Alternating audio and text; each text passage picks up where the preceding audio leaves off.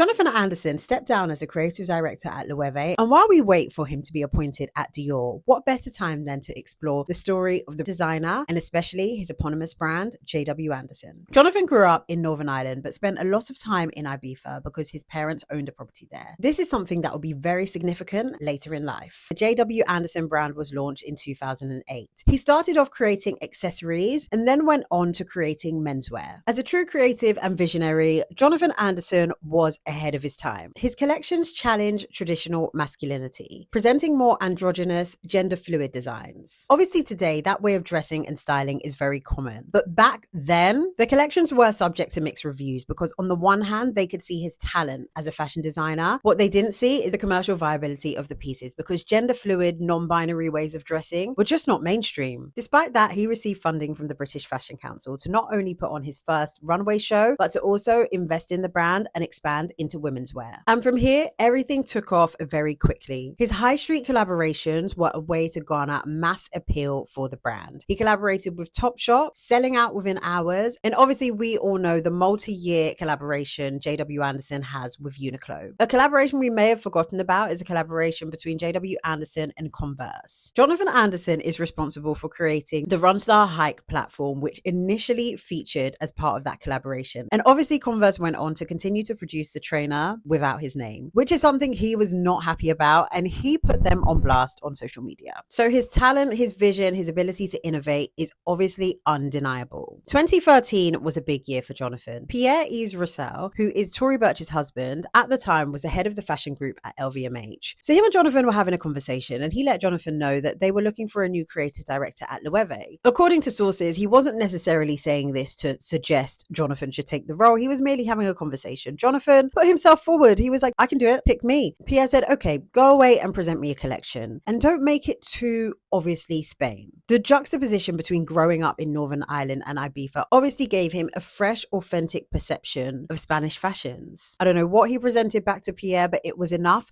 for him to get the job. And not only did he get the job, but LVMH also invested in his business, taking a 46% stake in JW Anderson. Jonathan took Loewe from this to this.